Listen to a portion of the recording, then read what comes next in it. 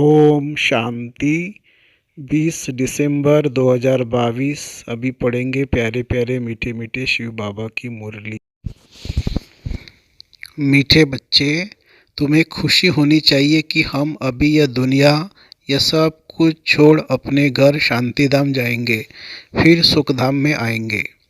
प्रश्न: इस नाजुक रास्ते में निरंतर आगे बढ़ने के लिए कौन सी खबरदारी जरूर रखनी है? उत्तर: कभी भी कोई व्यर्थ व शैतानी बातें सुनाए तो उसका मित्र नहीं बनो। हाँ जी करके ग्लानि की बातें सुनना माना बाप का नाफरमानदार बनना। इसलिए रहमदिल बन उसकी आदत को मिटाना है। बाप का फरमानदार बनना है, ज्ञान का सुरमा पहन लेना है। यही बहुत नाजुक रास्ता है जिससे खबरदार होकर चलने से ही आगे बढ़ते रहेंगे। गीत है: इस पाप की दुनिया से कहीं दूर ले चल, जहाँ सुख शांति आनंद प्रेम और पवित्रता हो। ओम शांति। मीठे मीठे बच्चे, अब तुम समझदार बने हो और फील करते हो कि पहले हम कितने बेसमझ थे। यह भी समझ में नहीं आता था कि यह पतित दुनिया है और इसी भारत में जब देवी देवताओं का राज्य था तो पावन सुखी थे, उस पर कोई दुख की बात नहीं थी। परंतु यह भी निश्चय नहीं होता था कि स्वर्ग में सदैव सुख होगा। स्वर्ग का किसी को पता नहीं था। मनुष्य तो समझते हैं वहाँ भी दुख था। यह है बेसमझी। अब तुम बच्चे समझदार बने हो, बाप ने आकर समझाया है, उनकी श्रीमत पर तुम चल रहे हो। मनुष्य कहते भी है कि यह पतित दुनिया है, स्वर्ग पावन दुनिया थी। पावन दुनिया में भी दुख हो फिर तो दुख की ही दुनिया हुई।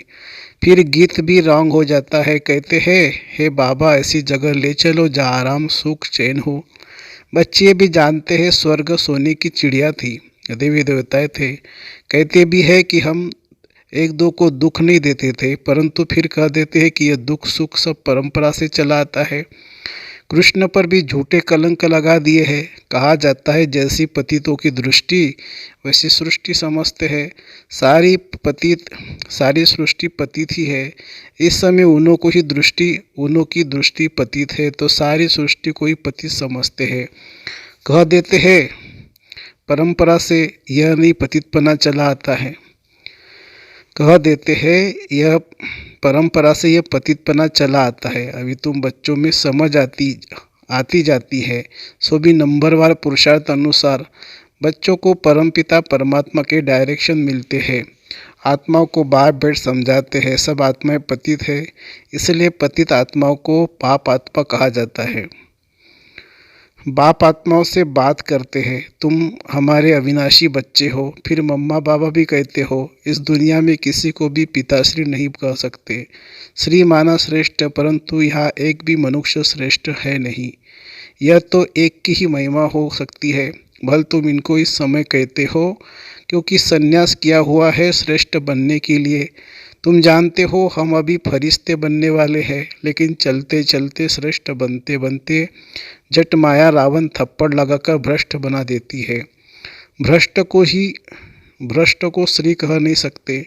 श्री लक्ष्मी, श्री नारायण, श्री राधे, श्री कृष्ण को कहते हैं। मंदिरों में भी जाकर उन्हों की महिमा गाते हैं, अपने को श्रेष्ठ कह नहीं सकते। अब तुम बच्चों में समझा है भारत श्रेष्ठ था, वहाँ मूत पलीती नहीं थे, शुद्ध श्रेष्ठ थे। बाप की महिमा है ना, मूत पलीती कपड़ों को धोकर कंचन कर देते हैं। इस समय तो सभी पतित है, बरोबर है भी रावण राज्य। मनुष्य रावण को वर्ष वर्ष जलाते हैं, परंतु जलता ही नहीं, फिर खड़ा हो जाता है। यह भी मनुष्य को समझ में नहीं आता, जबकि जला देते हैं। फिर हर वर्ष नया क्यों बनाते हैं? इससे सिद्ध होता है कि रावण राज्य गया नहीं है। स्वर्ग में जब राम राज्य होता है तब वह रावण की एफिजी निकलेंगी नहीं। कहते हैं रावण को जलाया फिर लंका को लूटा। रावण की लंका सोनी बनाते हैं, परंतु ऐसा है नहीं। यह तो सारी दुनिया लंका है, यह आइलैंड है ना, सारे वर्ल्ड पर रावण का राज्य है। यह भी तुम बच्चे समझते हो। कॉलेज में कोई बेसमझ जाकर बैठे तो क्या समझ सकेंगे? कुछ भी नहीं, वेस्ट ऑफ टाइम करेंगे। ये ईश्वरीय कॉलेज है, इनमें नया आदमी कोई समझ नहीं सकेंगे। इसलिए 7 रोज क्वार्टाइन में बिठाया जाता है जब तक लायक न बने। फिर भी अच्छा आदमी रिलीजियस माइंडेड है तो उनसे पूछना है, परमपिता परमात्मा तुम्हारा क्या लगता है? वह आत्माओं का पिता और प्रजापिता भी तो बाप है। ये पॉइंट बड़ी अच्छी है, परंतु बच्चे इस पर इतना हर्षित नहीं होते हैं। बाप कहते हैं तुमको नई नई पॉइंट सुनाता हूँ जिससे तुमको नशा चढ़े, किसी को समझाने की युक्ति आए। तुम फार्म भरवा कर पूछ सकते हो कि परमपिता परमात्मा से तुम्हारा क्या संबंध है। कहेगा परमपिता तो पिता हुआ ना। फिर उस समय सर्वव्यापी का ज्ञान ही उड़ जाएगा। तुम जब प्रश्न पूछेंगे तो कहेंगे वह तो बाप है, हम सब बच्चे हैं। इतना मान लो तो लिखा लेना चाहिए कि प्रजापिता के भी बच्चे ठहरे। वह शिव हो गया दादा और वह बाबा। शिव बाबा स्वर्ग की स्थापना करने वाला है तो जरूर उनसे ही वर्षा मिलेगा। बहुत सहज से सहज बातें निकलनी पड़ती है। मित्र संबंधियों आदि के पास जाओ, उनको भी यह समझाओ, यह तो नशा है ना। हम बाप दादा से वर्षा पाते हैं, माता से वर्षा नहीं मिलेगा। बाप को ही स्वर्ग की स्थापना करनी है ना, वही मालिक है। जैसे इनको दादे के वर्षे का हक है, वैसे पोतरे पोतरियों को भी हक है। बाप कहते हैं मुझे याद करो, ऐसे नहीं कहते कि इस देहधारी को भी याद करो। बाप सन्मुख बात कर रहे हैं। कल अब पहले भी ऐसे समझाया था, परंतु बच्चों को देहाभिमान बहुत आ जाता है, देहधारियों से लव हो जाता है। बाप कहते हैं हे आत्माओं, तुम अशरीरी आई थी, फिर पाठ बजाते अब 84 जन्म पूरे किए हैं। अभी मैं कहता हूँ तुमको वापिस चलना है। मामे कब याद करो तो विकर्म विनाश होंगे। देहधारी को याद करने से विकर्म विनाश नहीं होंगे। तुम वायदा करते हो बाबा हम आपको ही याद करेंगे। तुमको इस पुरानी दुनिया में अब रहना ही नहीं है, इसमें कोई चैन नहीं है, इसलिए कहते हो ऐसी जगह ले चलो जहाँ सुख चैन हो। तुम बच्चे जानते हो हम पहले जाएंगे शांति धाम में, वहाँ सुख का नाम नहीं लेंगे, शांति ही शांति होगी। फिर जाएंगे सुखधाम में, वहाँ फिर शांति का नाम नहीं लेंगे। जब दुख है तो अशांति है, सुख में तो शांति है ही, परंतु वह शांति धाम नहीं, शांति धाम है आत्माओं का स्वीट होम। बाप सारे आदि मध्य अंत को जानने वाला है। अब तुम बच्चों को धंधा ही है, अब तुम बच्चों का धंधा ही है पढ़ना और पढ़ाना। फिर अपने शरीर निर्वाह तक कर्म भी करना है। तुम जानते हो हम इस मृत्यु लोक से अमरलोक चले जाएंगे, वाया शांति धाम। ये बुद्धि में याद रखना है। जब तक तुम ट्रांसफ़र हो जाओ अपनी पढ़ाई की रिजल्ट तक पढ़ना पड़े, जब तक मृत्यु नहीं हुआ पढ़ना ही है। यह तो याद कर सकते हो ना कि अब हमको जाना है घर, ये दुनिया, ये सब कुछ छोड़ना है। खुशी होनी चाहिए। बेहद का नाटक का राज भी समझ गए हो। हद का नाटक पूरा होता है तो कपड़े बदली कर घर चले जाते हैं, वैसे हमको भी जाना है। 84 जन्मों का चक्र पूरा होता है। याद भी करते हैं हे पतित पावन आओ। शिव बाबा को ही याद करेंगे। एक तरफ कहते हैं पतित पावन आओ, दूसरे तरफ फिर सर्वव्यापी कह देते हैं, कोई अर्थ ही नहीं निकलता।